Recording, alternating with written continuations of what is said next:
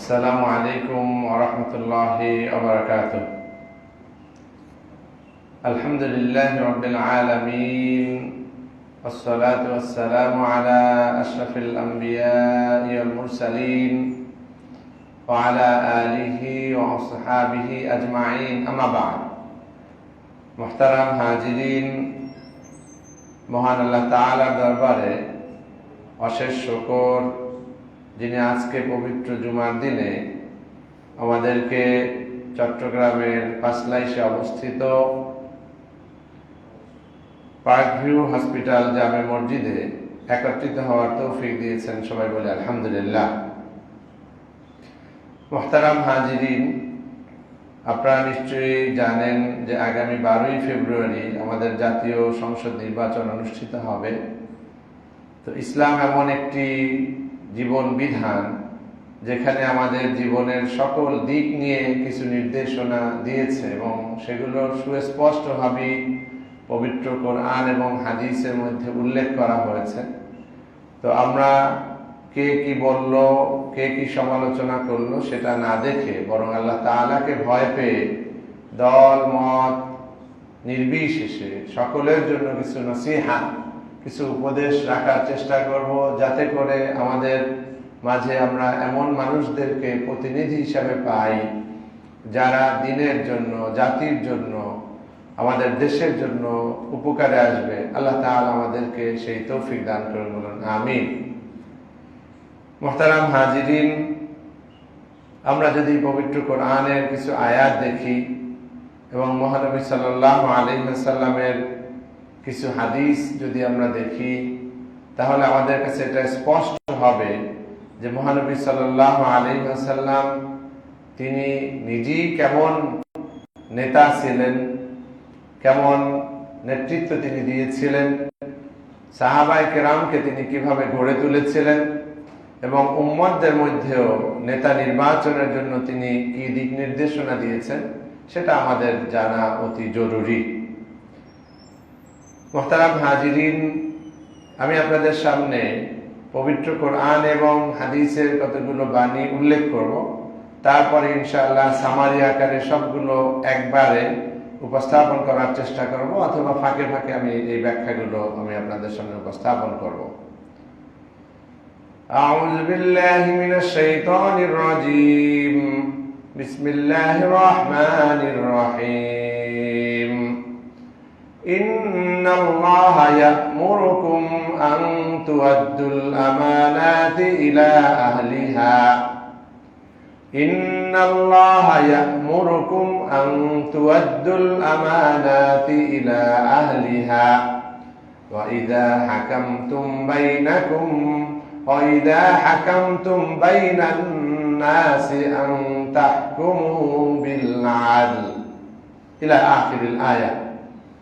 এই যে আয়াতটি আপনাদের সামনে উপস্থাপন করেছি, এই আয়াতে সুস্পষ্টভাবে আল্লাহ তাআলা বলছেন, ইন্নাল্লাহা, নিশ্চয়ই আল্লাহ তাআলা, ইয়া'মুরুকুম, তোমাদেরকে আদেশ করেন। আমর থেকে এসেছে ইয়া'মুরু, মুদারি। ইয়া'মুরু, আল্লাহ তাআলা আদেশ করেন। কি আদেশ করেন? আন তু'আদ্দুল আমানাতি ইলা আহলিহা। আমানত, তোমরা আমানত সমূহ আদায় করবে যারা এটার হকদার, যারা এটার প্রাপ্য, তাদেরকে তোমরা আমানত আদায় করে দিবে, এটা আল্লাহ তাআলা নির্দেশ করতেছেন। এরপর আল্লাহ তাআলা আরো বলছেন, ওয়া ইযা হাকামতুম বাইনান নাস, মানুষদের মধ্যে যখন তোমরা শাসন কার্য পরিচালনা করবে, হুকুম দেওয়ার শক্তি তোমাদের থাকবে, হুকুম দিবে, বিধান জারি করবে।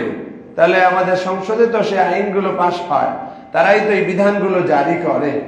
তাহলে যখন তোমরা শাসন করবে বা বিধান জারি করবে অথবা নির্দেশ দেওয়ার ক্ষমতা থাকবে এবং নির্দেশ দিবে বাইনান নাস, মানুষের মাঝে, তখন আল্লাহ তাআলা বলছেন আন তাহকুমু বিল আদল। আল্লাহ তাআলা নির্দেশ করছেন যে তোমরা তোমাদের এই বিচার, তোমাদের এই শাসন, এই বিধান যে প্রণয়ন এবং পরিচালনা করা, এটা করতে হবে ন্যায়ের ভিত্তিতে, ন্যায় বিচারের মাধ্যমে, ন্যায় পরায়ণতার মাধ্যমে। তাহলে এই আয়াতের দ্বারা আমরা দুটো বক্তব্য পেলাম। একটা হচ্ছে যারা প্রকৃতপক্ষে আমানতের হকদার, তাদের কাছে আমানতটা পৌঁছে দিতে হবে, এটা আল্লাহর নির্দেশ। এটা শহীদুল হকের বক্তব্য নয়, এটা কোনো আলেমের বক্তব্য নয় যে অন্য আবার এই নির্বাচনের ব্যাপারে আলোচনা করছেন। কেন? আমি তো দেশের নাগরিক, আমি আমার মতামত দিব না?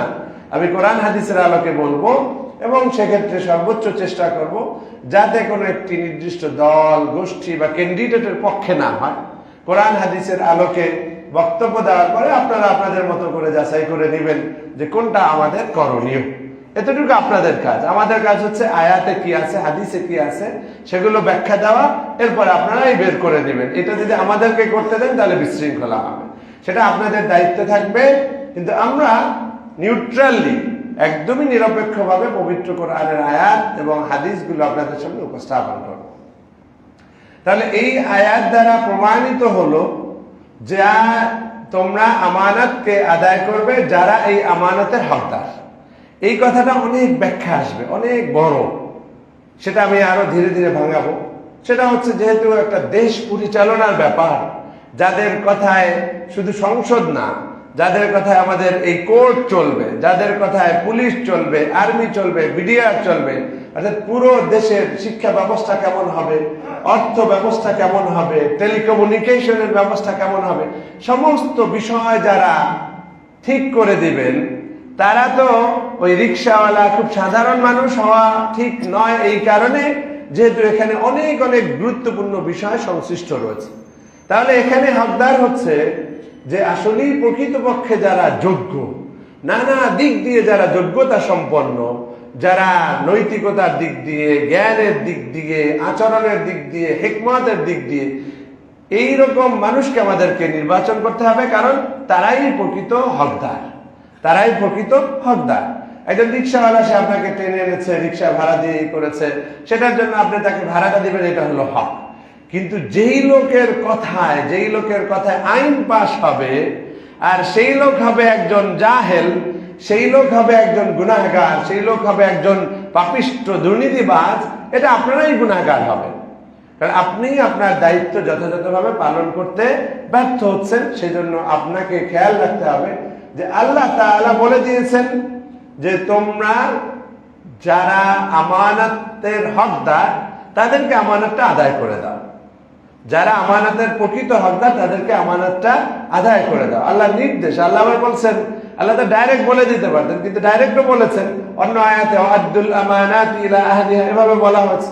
আবার অন্য আয়াতে বলা হয়েছে ওয়ালা তাকুনু আমানাতিকুম, তোমরা তোমাদের আমানত গুলো কি করো না, খেয়ানত করো না। আমানত যেটা আছে সেটা খেয়ানত করো না।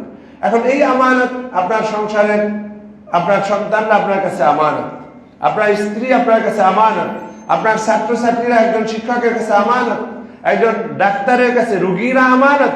তো এইরকম করে যেহেতু ওনারা আমাদের সমর্থনে নির্বাচিত হবেন, অর্থাৎ আমাদের আমানত হচ্ছে ওরকম যোগ্য মানুষকে নির্বাচিত করা, যাতে করে আমরা প্রকৃতপক্ষে সৎ, যোগ্য, ভালো, জ্ঞানী, গুণী মানুষরা আসে এবং এদেশের মানুষের চাহিদা, এদেশের মানুষের ধর্ম, বিশ্বাস, আদর্শ, এগুলো সব কিছু কেয়ারফুল থেকে তারপরে রাষ্ট্র পরিচালনা করে।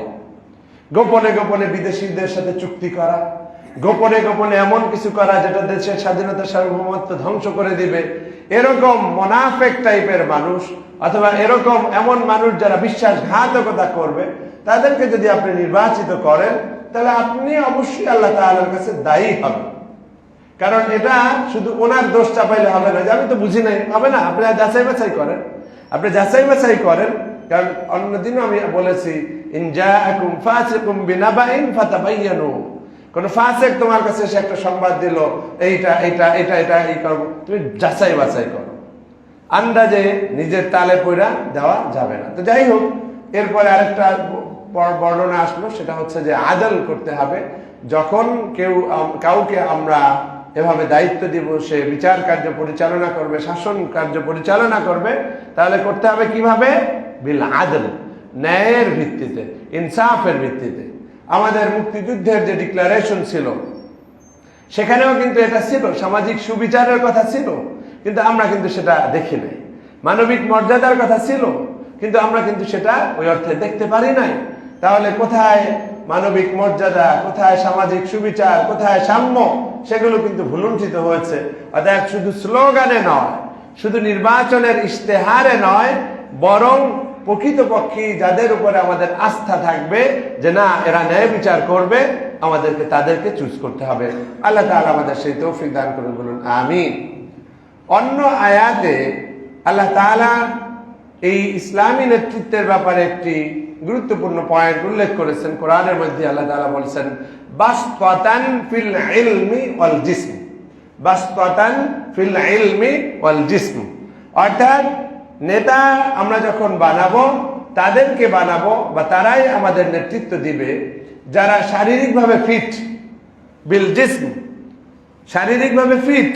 দুর্বল কাবু ওর একটা দলের সমর্থন করেন বিধায় অন্ধভাবে তাকে সমর্থন করার কোনো দরকার নাই। আপনি কোনো দল যদি করেনও, ওই দলের কাছে মেসেজ যাক যে এই লোকটা, মানুষ এই লোককে চায় না, যে হাঁটতে পারে না, ঠিক মতো করতে পারে না, পরিশ্রম করতে পারে না, হবে না। তাহলে একটা হলো শারীরিকভাবে সে ফিট হইতে হবে, শারীরিকভাবে ফিট হইতে হবে। যেমন আর্মি অফিসারে আর্মিতে ট্রেনিং দেন, যেহেতু আপনার যুদ্ধ, যেহেতু আপনার বিভিন্ন ধরনের কাজ, তাহলে সেখানে প্রথমেই তারা শারীরিক সমস্ত কিছু টেস্ট করে। কেন? কারণ তার তো পরিশ্রম করতে হবে। তা একজন এমপি সালিশি করা, এটা করা, সেটা করা, একের পর এক নানা রকমের কাজ, তাহলে তাকে শারীরিকভাবে ফিট হইতে হবে। কিন্তু আল্লাহ তাআলা শারীরিকটা কিন্তু পরে বলছেন, আগে বলছেন ইলম, বাসতাতান ফিল ইলমি, জ্ঞানের দিক দিয়ে এবং শারীরিকভাবে উভয়ের দিক দিয়ে ফিট হইতে হবে। জ্ঞানের দিক দিয়েও প্রশস্ত, অনেক জ্ঞান রাখে, বুদ্ধি রাখে, এবং শারীরিক দিক দিয়েও সে ফিট, এরকম মানুষকে নির্বাচন করতে হবে। তাহলে আমরা কিন্তু আস্তে আস্তে পয়েন্টের ভিতরে ঢুকে যাচ্ছি। এবার আসেন ইলম। আমাদের দেশে যে মুশকিলটা হয়েছে ব্রিটিশ শাসনের কারণে, দীর্ঘ এই 200 বছর অথবা এর ধাপে ধাপে অন্য সময়ের মিলে আরো অনেক বেশি সময় ধরে আমরা যে এসেছিলাম কলোনি হিসাবে থাকার কারণে আমরা এখনো ইসলামী শিক্ষা ব্যবস্থা পাই নাই। এটাই সত্য কথা।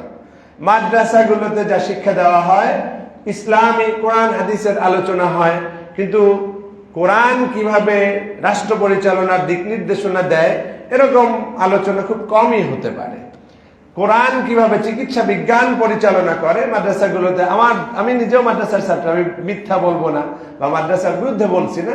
অর্থাৎ এই যে আধুনিক জ্ঞানের সাথে ইসলামাইজেশন, ইসলামীকরণ জ্ঞানের, সেটা মাদ্রাসাগুলোতে খুব কম হয়। হতে পারে কোন একজন বড় স্কলার, ভালো আলেম, সে জানেন, তার লেখালেখির দ্বারা কিছু হচ্ছে, সেটা ভিন্ন কথা। কিন্তু একেবারে সিলেবাসভুক্ত যে ইসলামী অর্থনীতি, ইসলামী সমাজনীতি, ইসলামী চিকিৎসা বিজ্ঞান, এইভাবে আমাদের সিলেবাসগুলো ওইভাবে পুরোপুরি গঠন হয়নি। যার কারণে আমরা ইসলামী শিক্ষা, পরিপূর্ণ ইসলামী শিক্ষা মাদ্রাসায়ও পাচ্ছি না এবং একই সাথে জেনারেলের মধ্যেও পাচ্ছি না। এবং এই না পাওয়ার কারণে আমাদের যে জেনারেশন তৈরি হচ্ছে, আমাদের সেটা পিএইচডি করুক, বিশ্ববিদ্যালয়ের শিক্ষক হোক, অধিকাংশ মানুষই ইসলামের অনেক মৌলিক বিষয় সম্পর্কে জানে না। কোরআন হাদিস জানে, তাওহীদ জানে, রিসালাত জানে, আখিরাত জানে, সবই জানে, কিন্তু ইসলামী রাষ্ট্র পরিচালনার বিধান জানে না। ইসলামী চিকিৎসা বিজ্ঞান পরিচালনার বিধান সে জানে না। ইসলামী পররাষ্ট্র বিধান সে জানে না। তার অর্থ হচ্ছে এই যে আল্লাহ তাআলা যেটা বলছেন বাসতাতান ফিল ইলমি ওয়াল জিসম, সেখানে আমাদের নেতৃত্বের মধ্যে ঘাটতি রয়ে গেছে।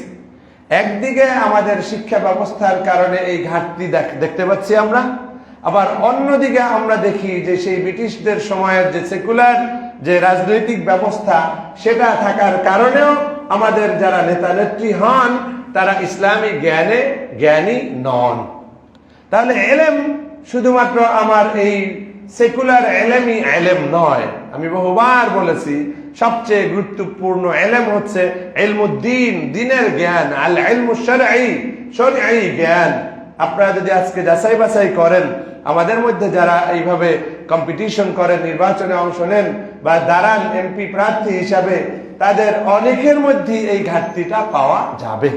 আমি আজকে বয়ান করলেই যে তারা সব বড় জ্ঞানী হয়ে যাবেন সেটা নয়, কিন্তু এটা মেসেজটা তাদের কাছে যাক, সবার কাছে মেসেজটা যাক যে তুমি নেতৃত্ব দিবে অথচ তুমি ইসলাম সম্পর্কে জানবে না, এটা হতে পারবে না। তুমি ইসলাম সম্পর্কে পার্সোনাল স্টাডি করে হলেও জানো, কারণ তুমি মুসলিম কমিউনিটির লিডার হতে যাচ্ছ আর ইসলাম সম্পর্কে জানবে না, এটা হতে পারে না। অর্থাৎ আমরা অন্তত পক্ষে এটা যাচাই বাছাই করার চেষ্টা করব যে কাদের ইসলামী জ্ঞান ভালো আছে তাদেরকে আমরা নির্বাচন করার চেষ্টা করব, যাতে করে এই মুসলিম সোসাইটির চিন্তা চেতনা অনুভূতি ধর্মীয় বিশ্বাস তাদের সংস্কৃতি এগুলো সম্পর্কে তারা সচেতন থাকে, বিদেশিদের চাপ পেলেই যেন শুয়ে না যায় নুয়ে না যায়। তাহলে আল্লাহ যেটা বলেছেন সেটা অবশ্যই আমাদের এই সমাজে এই সময়ও প্রযোজ্য। বাস্তাতান ফিল ইলমি ওয়াল জিসম লাগবে, শারীরিকভাবে এবং জ্ঞানগত দিক দিয়ে আমাদের ফিট হতে হবে।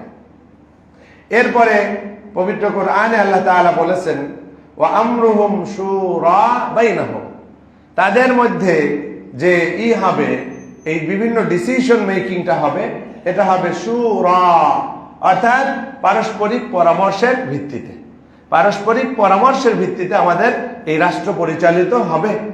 অর্থাৎ আমি নেতা হয়ে গেছি, যা খুশি তাই করব, এটা হবে না।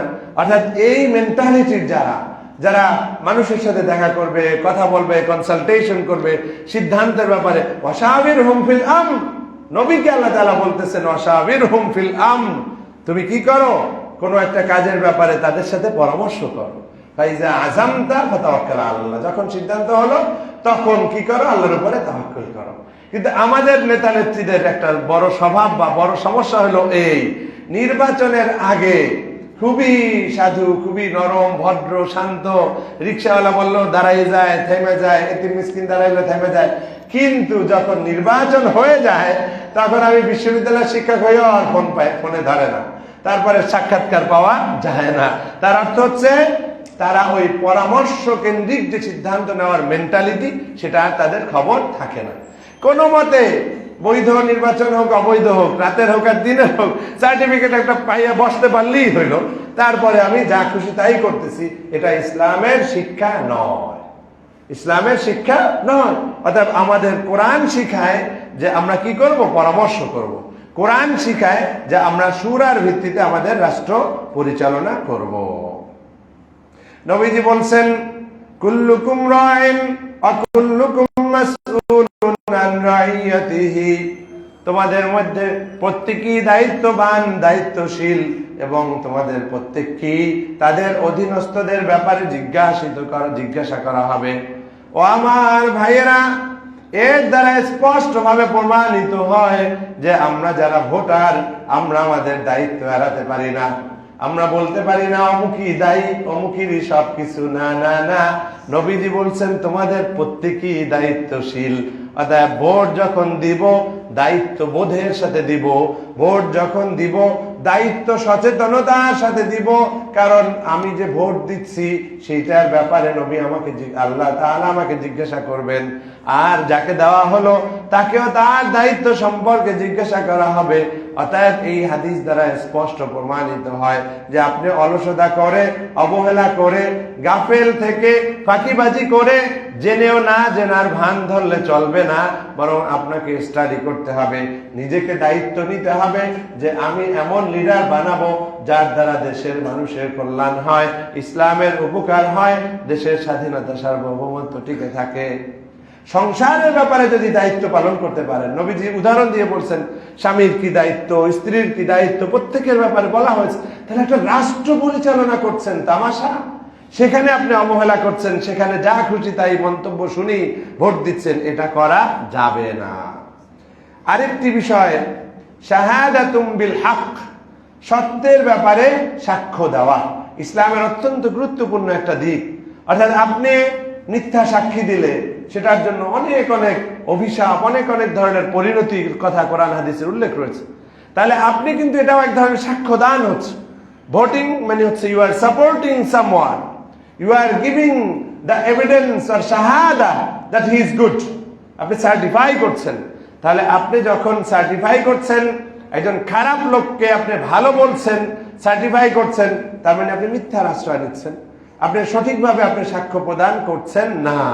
অতএব আমাদের এটাও মনে রাখতে হবে, শাহাদাতুম বিল হক, সত্যের সাক্ষী, যেটা বাস্তব, যেটা আসলেই যোগ্য, যে সত্যি আসলে প্রাপ্য, আমরা তাকে নির্বাচিত করব। আল্লাহ তাআলা সেই তৌফিক দান করে বলুন আমিন।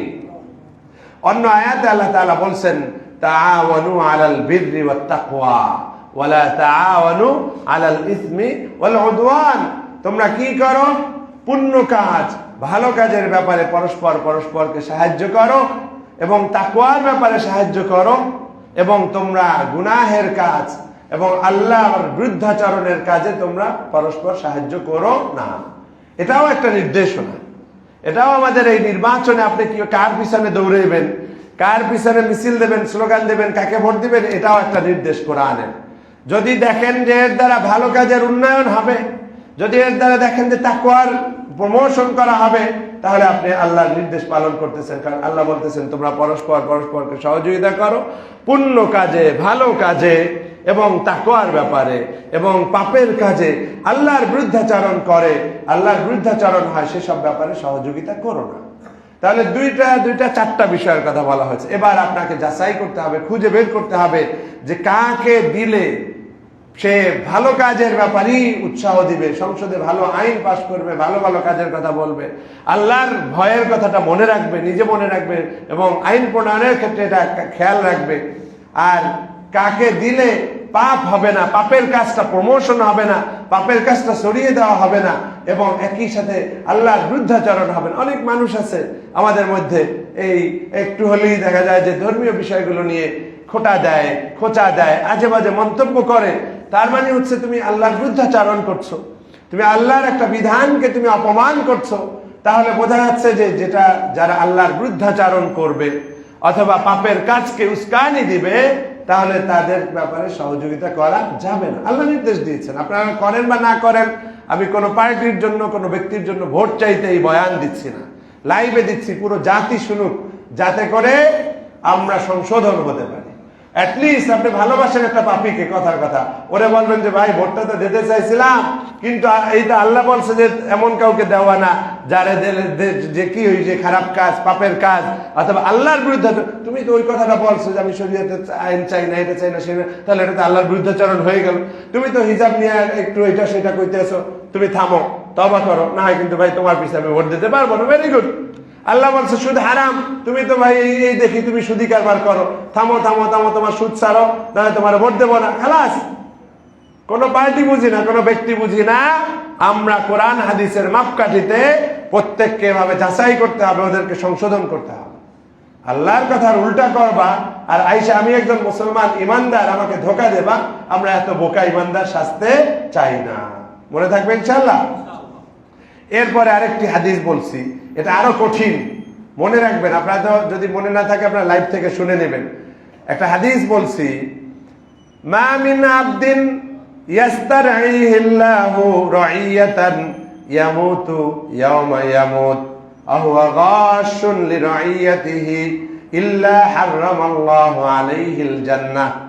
নবীজি বলছেন, কোন বান্দাকে আল্লাহ তাআলা যদি এভাবে কোনো একটা এলাকার অথবা কোনো একটা গোষ্ঠীর মানুষদেরকে শাসন করার ক্ষমতা দান করেন, শাসক হিসাবে নির্বাচিত করেন, দায়িত্ব দিয়ে দেন, ইয়ামুতু ইয়াওমা ইয়ামুত, এবং সে যেদিন তার মৃত্যু লেখা আছে সেই দিন সে মারা যায় কোন অবস্থায়? অহুয়া গাশুন, সে প্রতারক হিসাবে মারা যায়, ধোঁকাবাজ হিসাবে মারা যায়।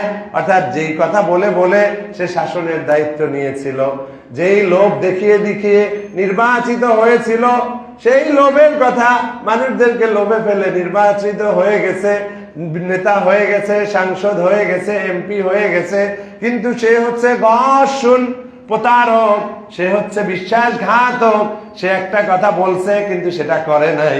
এরকম ধোঁকাবাজি করে, জনসমর্থন আদায় করে যদি কেউ নেতা হয় আর সেই নেতাটা যেদিন মারা যাবে, এই অবস্থায় সে যদি তওবা না করি মারা যায়, প্রতারক হিসেবে যদি মারা যায়, তাহলে অবশ্যই অবশ্যই আল্লাহ তাআলা তার উপর জান্নাতকে হারাম করে দিবেন। বলেন নাউজুবিল্লাহ। মনে থাকবে ইনশাআল্লাহ। আমরা যে জান্নাতের কথা বলছি, আমরা রসুলের হাদিসের আলোকে বলছি। আমাদের সমাজে একটা বিতর্ক চলতেছে, এক ধরনের আলোচক কে জান্নাতি না, আবার এই জান্নাতি নিয়ে এই কুফরি এটা সেটা বলতেছে। আরে ভাই, এই উভয় পক্ষের মধ্যেই ঘাপলা আছে, বুঝতে পারতেছে না কথাটা কিভাবে বলতে হবে। ডাইরেক্ট বললে তো সমস্যা, তুমি হাদিসের আলোকে বলো। আমি এখন লাইভে আছি, আমারও ভাইরাল করুক না, আমি দলিল দিয়ে প্রমাণ দেখাবো যে ভাই আমি কাউরে জান্নাতি বলি নাই, কাউরে জাহান্নামী বলি নাই। নবীর কথাটা সরিয়ে দিলাম। নবী তো আল্লাহ তাআলার পক্ষ থেকে জেনে আমাদেরকে জানিয়েছেন। নবী করিম সাল্লাল্লাহু আলাইহি ওয়াসাল্লাম বলতেছেন যে কাউকে এইভাবে প্রলোভন দেখিয়ে ক্ষমতা নিল, দায়িত্ব নিল, এবং নেওয়ার পরে সে প্রতারণা যদি সে মারা যায়, তার উপরে জাহান্নাম, জান্নাত তার উপরে হারাম হয়ে যায়। বলেন নাউজুবিল্লাহ। আরবি না পারলেও বাংলা দেখবেন, এখানে ছবি তুলে নেবেন। আমি বানোয়ার বক্তব্য দিচ্ছি না। তার মানে যে সকল নেতা প্রতারণা করার ধান্দায় আছেন, মুখে মুখে সুন্দর সুন্দর কথা বলবেন, আর নির্বাচিত হওয়ার পরে বিদেশিদের তাবেদারি করবেন, এই সকল নেতারা সাবধান হয়ে যান। রসুলের এই হুঁশিয়ারি উচ্চারণ সকল দল, সকল ক্যান্ডিডেটের জন্য আমি উপস্থাপন করছি, যাতে করে আপনারা জনগণের সাথে বিশ্বাসঘাতকতা না করেন। প্রতারণা করবেন, জাহান্নাম আপনার জন্য অবধারিত হয়ে যাবে এই হাদিসের আলোকে।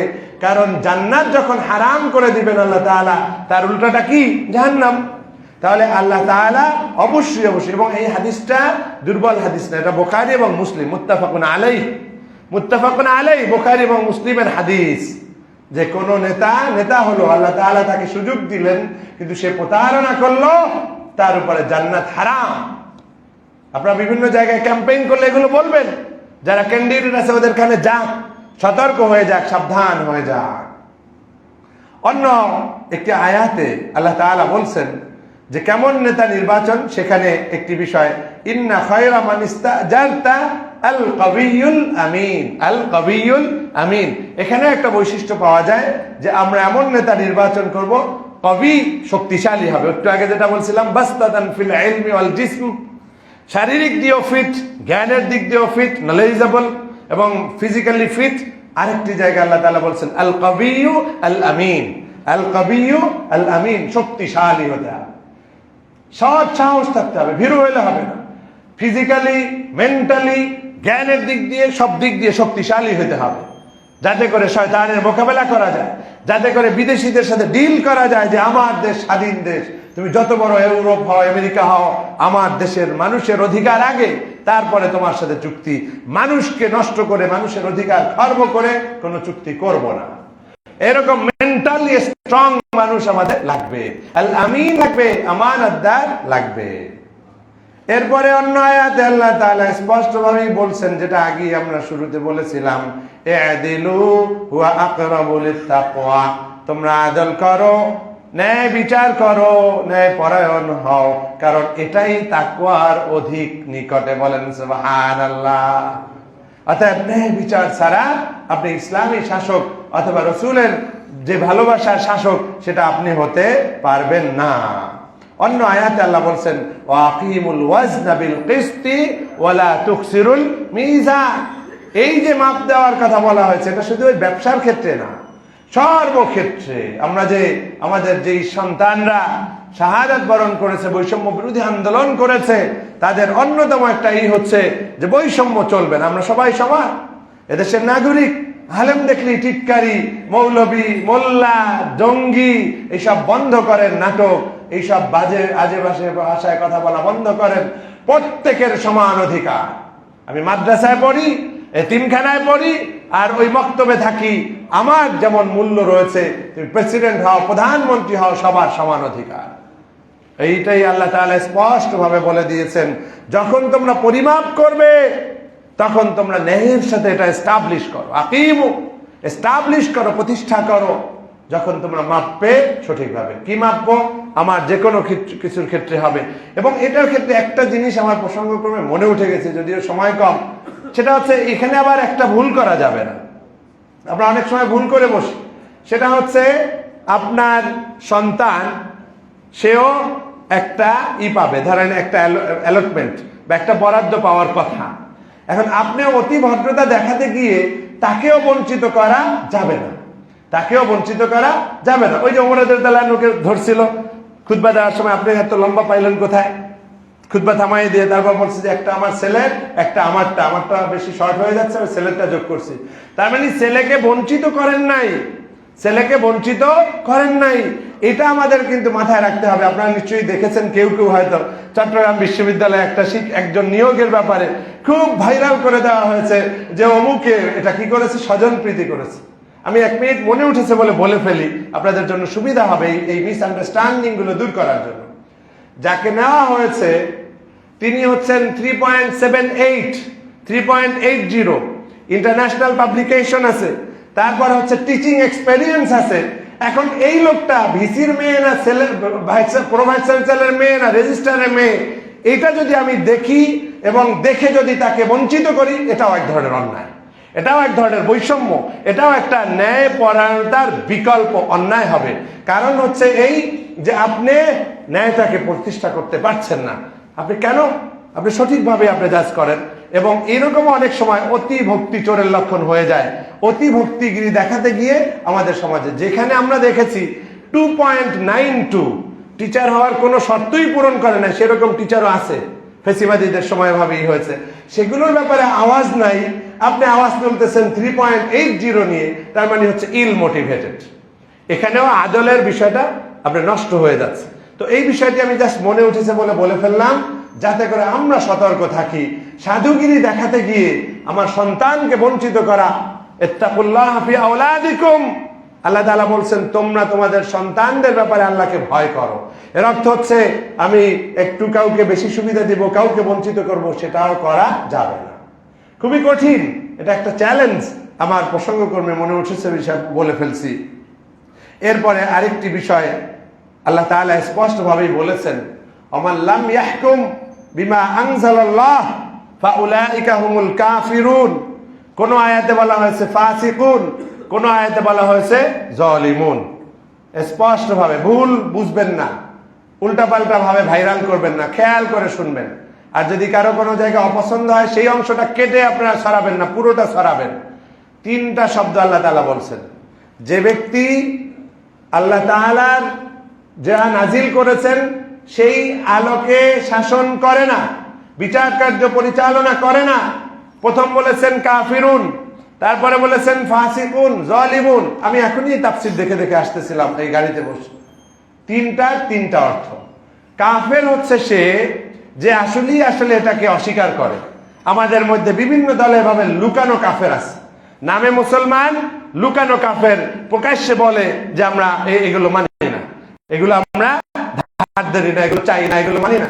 ইসলামী শরিয়া, ইসলামী বিধিবিধান, ইসলামের হুকুম আহকাম, এগুলো তারা ওই বিদেশিদের কাছে খুব সাধু সাজার জন্য, ভালো সাজার জন্য এগুলো বলে বেড়ায়। যদি কেউ এভাবে আল্লাহর বিধানকে অবজ্ঞা করে অথবা সরাসরি অস্বীকার করে, কোরআনের এই বাণী অনুসারে সে কুফরির মধ্যে পড়ে যাবে, বলেন নাউজুবিল্লাহ। যদি এমন হয় যে তার ইমানটা অতটা স্ট্রং না, ইমানটা এতটা স্ট্রং না, সে বোঝে যে আল্লাহ যেটা বলছেন এটাই আসলে ভালো, ইমানের দুর্বলতার কারণে, আমলের দুর্বলতার কারণে, সে দেখা যাচ্ছে গাফিলতির কারণে সে এটা করে না, তখন ওই যে জালেম বলা হয়েছে, ফাসেক বলা হয়েছে, সেই কাতারে যাবে। তাকে আমরা কাফের ফতোয়া দিতে পারবো না। কিন্তু খেয়াল করে দেখবেন, আমি কোনো দলকে বলবো না, কারো নাম বলবো না, আপনারাই পাবেন মাঝে মাঝে এরকম কিছু মানুষ আছে, ধৃষ্টতা দেখায়, ইসলাম বিদ্বেষী কিছু মানুষ আছে, তারা আমাদের পর্দা নিয়ে ব্যঙ্গ বিদ্রুপ করে, তারা আমাদের ইসলামী অর্থনীতি নিয়ে ব্যঙ্গ বিদ্রুপ করে, ইসলামী রাষ্ট্র ব্যবস্থা নিয়ে ব্যঙ্গ বিদ্রুপ করে। ইসলামের ন্যূনতম ক্ষুদ্রতম একটা বিষয়কেও যদি কেউ ব্যঙ্গ করে, কেউ যদি এটাকে অস্বীকার করে, তাহলে আর তার ঈমান থাকতে পারে না। খুব কেয়ারফুল থাকবেন, সাবধান থাকবেন। অতএব যেই লোক নিজে কুফরির ব্যাপারে আহ্বান করে, আপনি তার পিছনে ছুটবেন না। মনে থাকবে ইনশাআল্লাহ। তাহলে আপনাদের কাছে আমি সংক্ষিপ্ত ভাবে কয়েকটি বিষয় বলছি। আরো একটা হাদিস, নবী করিম সাল্লাল্লাহু আলাইহি ওয়াসাল্লাম, এটা মুসলিম শরীফের হাদিস। নবী সাল্লাল্লাহু আলাইহি ওয়াসাল্লাম বলছেন, তোমাদের মধ্যে উত্তম শাসক তারা যারা তাদের জনগণকে ভালোবাসে এবং জনগণও তাদেরকে ভালোবাসে। বলেন না সুবহানাল্লাহ। খেয়াল করে দেখবেন কত ব্যালেন্স হাদিস। জনগণও ভালোবাসে, তারাও জনগণকে ভালোবাসে। ওই যে একটু এলে স্লোগান যে লাভ ইজ ওয়ান ওয়ে, এইসব ফালতু কথা বললে হবে না, টু ওয়ে লাগবে, কমিউনিকেশন টু ওয়ে লাগবে। ঠিক আছে, আমি ভালোবাসবো, আমাকেও ভালোবাসতে হবে। এখন এই যখন দুই দিকের শর্ত, তাহলে বুঝতে পারতেছেন দুদিকেরই চাহিদা পূরণ করতে হবে। জনগণ এমনি এমনি ভালোবাসবে না, জনগণ দেখবে যে এই লোকটা নিঃস্বার্থ, এই লোকটা সৎ, তখনই জনগণের ভালোবাসা আপনি পাবেন। আবার আপনি জনগণকে তখনই ভালোবাসবেন যখন আপনার নিজের স্বার্থের চেয়ে জনস্বার্থ প্রাধান্য পাবে। তাহলে নবীজি বলছেন সেই উত্তম শাসক যে অন্যদেরকে ভালোবাসে, অধীনস্থদেরকে ভালোবাসে, অধীনস্থরাও তাদেরকে ভালোবাসে, এবং যারা ওই অধীনস্থদের কাছে যায় অধীনস্থরাও তাদের কাছে আসে। দুটোই লাগবে। খালি নেতা আমার বাড়ি যাবে ভোটের সময়, পরে আর খবর থাকে, এটা হবে না। অধীনস্থরাও আসবে, আমরাও যাব, কোনো অহংকার চলবে না, কোনো বৈষম্য চলবে না। এটা গেল ভালোদের গ্রুপ। আর নিকৃষ্ট শাসক হচ্ছে তারা যারা তোমাদেরকে লানত করে, অর্থাৎ শাসক হইছে তারপরে দেখে যে এই লোকটা ফালতু, এই লোকটা এটা করছে সেটা করছে, আমার বদনামই করছে, ওই নেতা অধীনস্থদেরকে গাইল্লায়, আর অধীনস্থরাও নেতাদেরকে লানত করে। বলেন নাউজুবিল্লাহ। স্পষ্ট অনেকগুলো কথা বলে ফেললাম। এই কথাগুলো অনেকেই বলে না, ভয় পায়। কিসের ভয়? আমি তো কোরআন হাদিস থেকে বলতেছি, আমি তো কোনো পার্টির সমর্থন করতেছি না, কোনো ব্যক্তির সমর্থন করতেছি না। আমাদের নেতারা এমন হোক যারা এই হাদিসের আলোকে নিজেদেরকে সংশোধন করবে, তারা মানুষকে ভালোবাসবে, মানুষরাও তাদেরকে ভালোবাসবে, তারা মানুষের কাছে যাবে, মানুষরাও তাদের কাছে যাবে, মানুষরা তাদেরকে লানত করবে না এবং তারাও মানুষদেরকে লানত করবে না। আমাদেরকে আল্লাহ তাআলা এভাবে নেতা নির্বাচন করার তৌফিক দান করে, বলুন আমিন। এতক্ষণ এই আয়াতগুলো এবং এই হাদিসগুলো বলেছি এই কারণে, যেহেতু আমি বিশ্ববিদ্যালয়ের শিক্ষক, এটা লাইভ হচ্ছে, অনেক হাজার হাজার মানুষ দেখতেছে বা দেখবেন, এবং এটা অনেকে হয়তো কেউ খোঁচানোর চেষ্টা করবেন যে কি বললেন, ভাইরাল করার চেষ্টা করবেন। আমি সেজন্য লিখিতভাবে নিয়ে এসেছি। এবার কতগুলো পয়েন্ট এই কোরআন এবং হাদিসের যে যুক্তিগুলো দিলাম সেটার আলোকে আমি সামারি আকারে বলে দিচ্ছি, শর্ট হবে। যেই ব্যাখ্যাগুলো আগে দিয়েছি সেটা আর এখন দিব না। নাম্বার 1, আমরা যারা নেতা নির্বাচন করব, আমাদের দেশ যেহেতু সবার জন্য উন্মুক্ত, কোনো যদি অমুসলিমও দাঁড়াতে চায় সেটা তার স্বাধীনতা আছে, সেক্ষেত্রে আমাদের বাধা দেওয়ার কোনো নেই। কিন্তু বিশেষ করে যারা মুসলিম নির্বাচনে দাঁড়াবে তাদের অবশ্যই ইমানের বিষয়টি নাম্বার 1 তো থাকতেই হবে। এরপরে আরেকটি বিষয় হচ্ছে এলেম। এলেম একটু আগেই ব্যাখ্যা দিয়েছি, আপনার দ্বীনি এলেম, দুনিয়াবি এলেম, দুই ধরনের জ্ঞানই থাকতে হবে। কারণ রাষ্ট্র পরিচালনায় শুধু কতগুলো আয়াত মুখস্থ আর হাদিস মুখস্থ করলেই হবে না, আপনার মডার্ন সায়েন্স, টেকনোলজি, এই নলেজগুলো আপনার থাকতে হবে। এরপরে আমানতদারিতা থাকতে হবে। আপনি আমানতদারি যদি না থাকেন, একটু আগেই ব্যাখ্যা দিয়েছি, আপনারা অনেকেই দেরিতে এসেছেন, শুনতে পারেন নাই, যে আমানতদারিতার বিষয়টি আল্লাহ তাআলা নির্দেশ দিয়েছেন, ওয়া'আদ্দুল আমানাতি ইলা আহলিহা, আমানতকে আদায় করা। অতএব সেই আমরা ভোট দেওয়ার ক্ষেত্রে যেমন আমানতের খেয়াল করব, ভোটে নির্বাচিত হওয়ার পরেও জনগণের আমানতটা রক্ষা। ভোটের আগে রিকশায় চলে, ভোট হয়ে যাওয়ার পরে হেলিকপ্টারে চলে। কোথায় পাইলো তোমার হেলিকপ্টার? কোথায় আসলো এই টাকা? জনগণের গম চুরি করে এখন নেতা সাজছো। এই সকল করা যাবে না। এই আমানতদার নেতা আমাদেরকে বানাতে হবে, যারা চুরি করবে না, জনগণের টাকা মেরে খাবে না, দুর্নীতি করবে না, সৎ থাকবে, নীতি নৈতিকতা মেনে চলবে, উত্তম চরিত্রের অধিকারী হবে। আল্লাহ তাআলা আমাদের সেরকম নেতা দান করে, বলুন আমিন। এরপরে আমরা এমন নেতা চাই যার তাকওয়া থাকবে, আল্লাহকে ভয় করবে। কারণ এথিক্স, সেকুলার এথিক্স মুখে মুখে সৎ হই বললেই হবে না। তাকওয়া এমন একটা বিষয় যে সর্ব অবস্থায় আল্লাহকে ভয় পাবে, এরকম নেতা আমাদের দরকার, তাকওয়াবান নেতা দরকার। আদালত বা ন্যায় বিচার, যেটা এতক্ষণ কোরআন হাদিসের আলোকে যুক্তি দিয়েছি, কিয়ামতের দিন আল্লাহর আরশের নিচে যারা ছায়া পাবেন তার মধ্যে একজন হচ্ছেন সুলতানুন আদিল, ন্যায়পরায়ণ শাসক। অর্থাৎ ন্যায়পরায়ণতা, ন্যায় বিচার, আদালত, জাস্টিস যারা এস্টাবলিশ করবে, এরকম মানুষদেরকে আমরা নির্বাচিত করব। আরেকটি হচ্ছে সত্যবাদী হতে হবে। নবীজি নেতা ছিলেন এমনি নয়, কাফেররা পর্যন্ত তাকে ডাকতো আল আমিন, আস-সাদিক। আল আমিন মানে হচ্ছে আমানতদার, আর সাদিক মানে সত্যবাদী। অর্থাৎ এমন নেতা বানাবো যে হবে সত্যবাদী, যে হবে আমানতদার। এমন নেতা বানাবো যে হবে যোগ্য, যে হবে সক্ষম, যার নেতৃত্ব দেওয়ার যোগ্যতা রয়েছে। কেন? একটি হাদিসে রয়েছে, আল্লাহ তাআলা ভালোবাসেন কোন বান্দা যখন কোন কাজ করবে, আইয়ুতকিনা মানে হচ্ছে with excellence. He or she will perform with excellence. যা করব এক্সিলেন্সের সাথে করব, সেটা আল্লাহ ভালোবাসেন। আমি ইসলামের কথা বলি আর খুব দুর্বল চোরের মতো থাকবো, এটা হবে না, এটা ইসলাম না। হাদিসে স্পষ্ট বলেছেন আল্লাহ ভালোবাসেন কোন বান্দার সেই কাজ যখন সে কাজ করে সে কানের সাথে করে, এক্সিলেন্সের সাথে করে। তাহলে আমাদের ওরকম যোগ্য লোক দক্ষ লোক, পারদর্শী লোক, সক্ষম লোকদেরকে বসাতে হবে, যার ওইভাবে ব্যক্তিত্ব আছে, নেতৃত্বের যোগ্যতা আছে। মনে থাকবে ইনশাআল্লাহ। এরপরে আরেকটি বিষয়, মাসলাহা, জনকল্যাণ। খায়রুন নাস মাইয়ানফাউন নাস, তোমাদের মধ্যে সেই সর্বোত্তম যে মানুষের উপকার করে। জনকল্যাণ করবেন না, মানব সেবা করবেন না, অন্যের কল্যাণ কামনা করবেন না, আপনার নেতা হওয়ার দরকার নেই। আপনি ঘরে বসে থাকেন। মানুষের সেবায় যারা নিবেদিত হবে তাদেরকে আমরা এই করব। শুরা, এটা আগেই বলেছি, পরামর্শ করে যারা কাজ করবে এরকম মানুষদেরকে আমরা নেতা বানাবো। সৎ সাহস লাগবে, এটাও আগে বলেছি, আবারও মনে করিয়ে দিচ্ছি, সৎ সাহস ছাড়া আপনি নেতৃত্ব দিতে পারবেন না। জুলুম পরিহার করার যোগ্যতা থাকতে হবে। অনেকেই নফসের পূজা করে, নফসের খায়েশে টাকার লোভ ছাড়তে পারে না, অন্যের জমি দখল। এখন যেহেতু এমপি সাহেব, তার কথায় আসবে পুলিশ, তার কথায় আসবে সাংবাদিক, হায় রে, এখন সে হয়ে যায় বড় জালেম। বলেন নাউজুবিল্লাহ। এই জুলুমের প্রবণতা যাদের মধ্যে থাকে, নির্বাচিত হওয়ার আগেই কিছুটা কিছু বোঝা যায়, ওদেরকে বয়কট করতে হবে। বয়কট জালেমস, বয়কট জালেমস। যে কোনো ধরনের জালেম, যে অন্যায়কারী, ওদেরকে বয়কট করতে হবে, ওদেরকে নির্বাচিত করা যাবে না।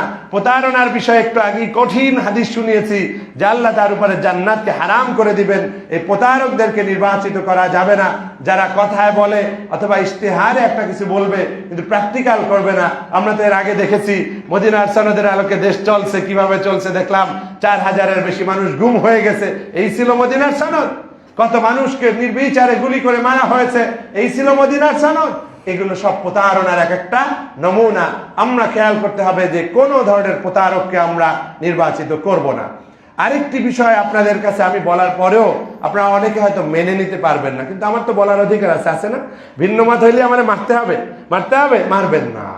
সেটা হচ্ছে এই, আমার নানা ঝালকাঠির বড় একজন আলেম এবং অলি, হযরত কায়েদ শাহ হুজুর রহমাতুল্লাহি আলাইহি, উনি এই বিষয়ে বলেছেন। আমি ওনার কাছে ওনার এই বক্তব্যটার সাথে একমত।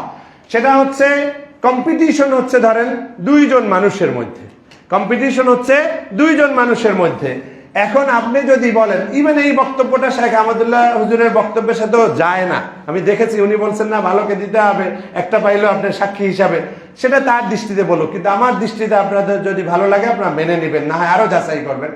সেটা হচ্ছে যখন আমরা দেখতে পাচ্ছি যে এই দুইজনের হাড্ডাহাড্ডি লড়াই, হাদিস শরীফে এসেছে, ইজা উসিবতুম বিমুসিবাতাইন, যখন তোমরা দুটো মুসিবতে আক্রান্ত হবে, ফাখুযু মিন আসহালিহিমা, ওই দুটোর মধ্যে যেটা সহজ, তুলনামূলকভাবেই সেটাকে তোমরা গ্রহণ করো। এই হাদিস দ্বারা বোঝা যায় যে আমার যেহেতু লড়াইটা হচ্ছে যেই জায়গায় আমরা জানি সবার চোখে ধরা পড়ছে, সেখানে তুলনামূলকভাবে যে ভালো, তুলনামূলকভাবে যে কম ক্ষতিকর, তাকে আমার বাছাই করে নিতে হবে। আমি যদি একজন মহা দরবেশ যাকে কেউ চেনে না, একটা ভোট পাইলে আমি ভাবলাম যে শহীদুল স্যারের একটা ভোট দিই, হেতু কানতে পারে, একটু দোয়া করবেন, আরে ভাই বাদ দেন, দোয়া এমনি করে দেবো, মানে আমার পক্ষে দোয়া নেওয়ার জন্য ভোট দেওয়ার দরকার নাই আপনি। কারণ হচ্ছে ওই যে তুলনামূলকভাবে যদি না যান, তাহলে তো ওই বাতিলটা, এই ভোটটা নষ্ট হয়ে সেই হয়ে যেতে পারে। এটা আমার দৃষ্টিভঙ্গিটা তুলে ধরলাম, আমারও পক্ষে হাদিস আছে, আপনারা মানবেন কিনা সেটা আপনাদের ব্যাপার, আমি বললাম। অর্থাৎ আমরা তুলনামূলকভাবে বিচার করে কম ক্ষতিকর এবং ভালো তাদেরকে আমরা, যারা জিততে পারবে এরকম ক্যান্ডিডেটদের মধ্যে থেকে আমরা বাছাই করব, যাতে করে আমার ভোটটা নষ্ট না হয়। আরেকটি বিষয়, আমরা এমন নেতা বানাতে চাই যারা হবে ওমর রাদিয়াল্লাহু তাআলা আনহুর মতো।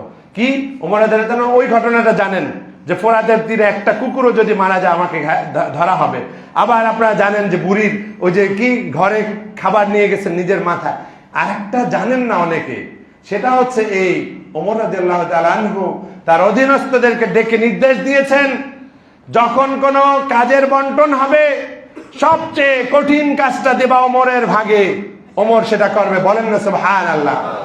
আর যখন টাকা পয়সা বন্টন হবে, বলতে গেলে আমার কান্না আসে, যখন টাকা পয়সা বা কোনো বাইতুল মাল থেকে কিছু বন্টন হবে, ওমরের নামটা রেখে দিও সবার শেষে, যাতে করে এতিম মিসকিন গরিব অসহায় দুঃখী মানুষেরা পেয়ে যায়। আগে তারা পাক, আগে তাদের অভাব দূর হোক। আমি তো শাসন ক্ষমতা আমার রয়েছে, আমাকে নিয়ে তোমাদের ভাবার দরকার নাই। আগে গরিব যে না খেয়ে আছে তাকে খেতে দাও, আগে অসহায়ের অসহায়ত্ব দূর করো, তারপর তোমরা ওমরকে খোঁজো। আমরা এরকম শাসক চাই।